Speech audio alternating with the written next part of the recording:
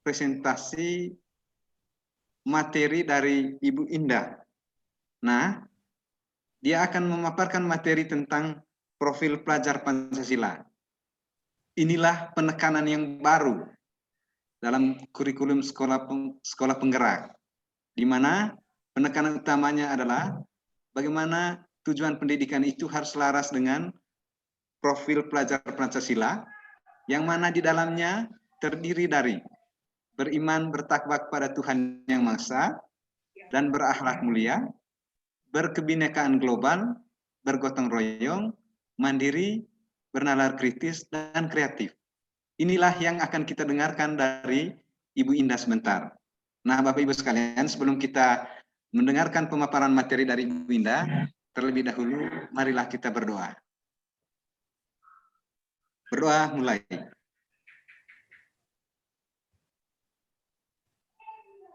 Berdoa selesai.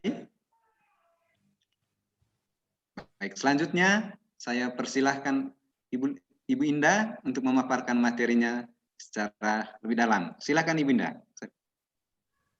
Baik, terima kasih Bapak Ibu yang saya hormati.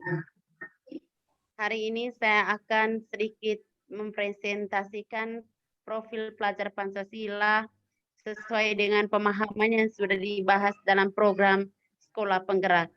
Jadi di dalam materi ini saya akan menjelaskan secara singkat dulu sebelum kita memasuki ciri-ciri khusus atau kriteria khusus sebagai profil Pancasila.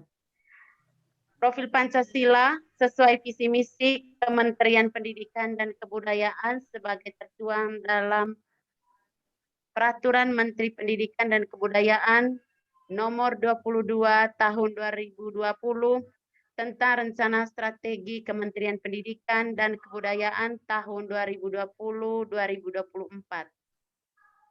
Pelajar Pancasila adalah perwujudan pelajar Indonesia sebagai pelajar sepanjang hayat yang memiliki kompetensi global dan berperilaku sesuai dengan nilai-nilai Pancasila. Jadi ini adalah sebagai tolak ukur terwujudnya sekolah penggerak yang kemarin kita sudah mengikuti pelatihan yang begitu banyak, dan dalam program sekolah penggerak yang menjadi tolak ukur bahwa sekolah penggerak itu sukses atau tidaknya adalah mengimplementasikan profil pelajar Pancasila. Jadi untuk memahami 6 kriteria atau ciri dari profil Pancasila itu sendiri, izinkan saya untuk share screen materinya.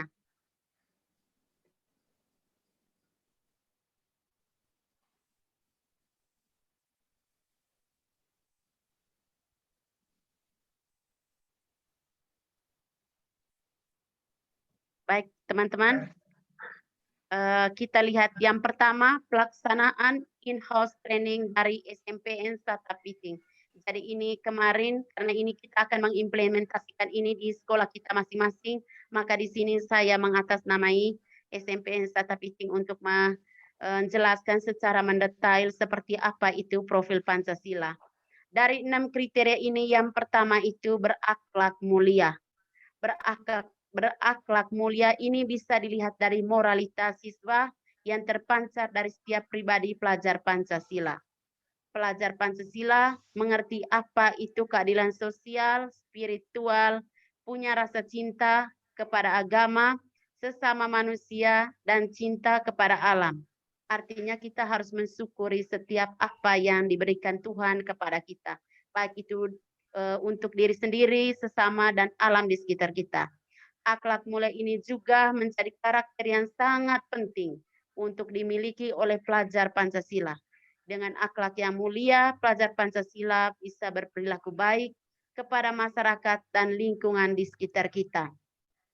Jadi akhlak mulia ini bukan hanya untuk diri sendiri, tapi orang di sekitar kita juga harus merasakan seperti apa sikap spiritual yang kita dapatkan di dalam materi ini. Yang kedua, bernalar kritis. Bernalar kritis ini artinya memiliki kemampuan berpikir atau berpikir kritis. Kemampuan beranalisa dan kemampuan memecahkan masalah-masalah yang nyata. Kemampuan untuk berpikir secara kritis dan menimbang berbagai solusi untuk suatu permasalahan adalah wujud konkret dari bernalar kritis. Bernalar kritis juga merupakan asesmen kompetensi yang diuji oleh Kemendikbud dalam kebijakan Merdeka Belajar. Yang ketiga, kreativitas. Pelajar Pancasila itu harus memiliki kemampuan, bukan hanya memecahkan masalah, tetapi juga menciptakan hal-hal secara proaktif dan independen untuk menemukan cara-cara lain dan berbeda untuk bisa berinovasi dalam kehidupan sehari-hari.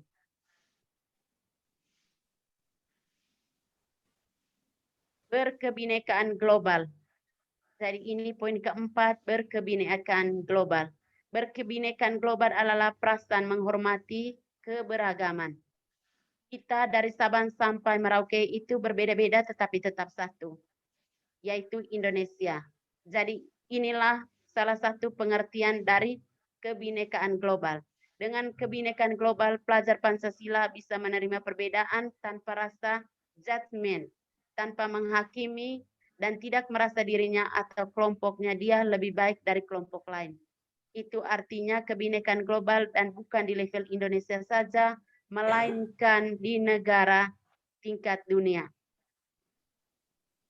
Saat ini dunia ini juga semakin kecil lantaran informasi bisa diakses dimanapun. Kebinekaan global menjadi hal yang penting dan harus menjadi aspirasi setiap pendidikan. Pelajar Pancasila akan bersaing di masa kini dan masa depan. Mereka tidak hanya bersaing di panggung Indonesia, melainkan juga di panggung dunia.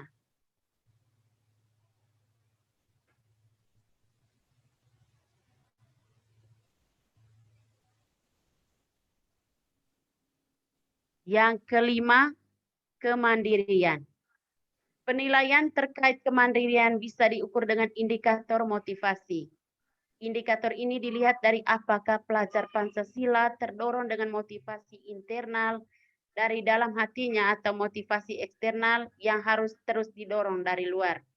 Kemandirian itu bertumpu dari namanya growth mindset, yaitu suatu filsafat bahwa dirinya bisa menjadi lebih baik kalau terus berusaha sehingga ingin terus mencari informasi yang lebih baik, harus bekerja keras karena ingin menjadi yang lebih baik. Yang keenam, gotong royong. Gotong royong ini sangat penting dalam kehidupan kita sehari-hari, di mana kita harus saling bekerja sama satu sama lain untuk meringankan, memecahkan, atau bersama-sama kita menggotong apa yang menjadi persoalan yang kita hadapi dalam kehidupan kita sehari-hari. Gotong royong ini penting karena saat ini tidak akan ada pekerjaan dan aktivitas yang tidak membutuhkan orang lain atau gotong royong, tak membutuhkan kolaborasi apalagi di era industri 4.0. Gotong royong yang nantinya menghasilkan sebuah kolaborasi menjadi salah satu ciri kecerdasan di masa depan. Sikap yang dibutuhkan untuk menghadapi era industri 4.0. Jadi profil Pancasila ini sangat penting untuk kita terapkan atau kita mengimplementasikan dalam program sekolah penggerak. Seperti visi misi dari Bapak Kementerian, dan mungkin ini bukan saja visi misi dari Bapak Kementerian, tapi kita sebagai kepala sekolah yang akan menjadi sasaran utama mengimplementasikan ini program sekolah yang nantinya di dalamnya itu mencakupi 6 kriteria penting atau 6 ciri penting yang menjadi tolak ukur sebagai profil pelajar Pancasila. Jadi baik, mungkin itu saja sedikit penjelasan singkat saya berkaitan dengan profil pelajar Pancasila. Waktu selebihnya saya kembalikan ke Bapak Frans. Bapak Frans, saya persilakan. Baik, terima kasih Ibu Indah yang sudah memaparkan materinya dengan cukup bagus dan cukup jelas. Baik, nah selanjutnya kalau misalkannya dari pemaparan Ibu Indah tadi ini masih ada hal yang kurang kita pahami, masih ada hal yang perlu kita tanyakan, maka kesempatan sekarang ini saya persilakan Bapak Kons dengan Pak Rio untuk memberikan tanggapan atau memberikan pertanyaan kepada Ibu Indah. Silakan Bapak. Baik, Pak Frans, ini dari Bapak Kons. Dari Silakan, saya, Bapak. oke. Ibu Indra sudah memaparkan materi begitu bagus.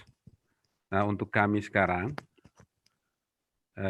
kami akan berjuang untuk melaksanakan hal ini di sekolah kami masing-masing. Dalam arti, dalam proses pembelajaran, dalam merancang tujuan pembelajaran yang benar-benar bisa mengakomodir 6 profil pelajar Pancasila ini. Sehingga benar-benar nanti proses pendidikan itu mengacu kepada terwujudnya pelajar profil Pancasila itu. Nah, pertanyaan tidak ada, hanya itu yang kami punya tekad bahwa kami akan berusaha untuk melaksanakan ini di sekolah dalam proses pendidikan di sekolah kami. Terima kasih. Baik, terima kasih Bapak Kons untuk tekadnya. Semoga tekad ini juga menjadi tekad kami bersama juga bertiga ini. Terima kasih Bapak. Selanjutnya Pak Rio mungkin ada tanggapan atau pertanyaan? Silakan Bapak. Ya, saya pikir pemaparan materi dari Ibu Indah tadi sudah jelas semua.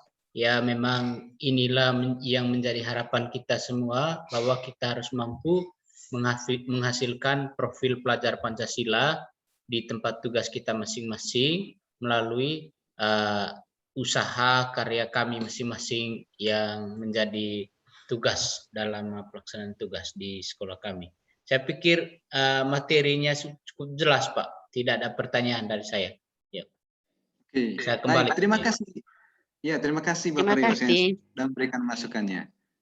Baik, mungkin dari Ibu Indah ada kesimpulan akhir mungkin? Atau sudah cukup?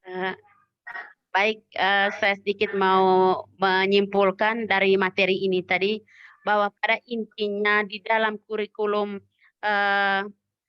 sekolah penggerak yang saat ini kita persiapkan untuk perubahan itu, inti dari atau karakter apa nanti yang kita harus capai di dalam sekolah penggerak, intinya dia bisa mencakupi 6 kriteria ini, bahwa di dalam program sekolah penggerak itu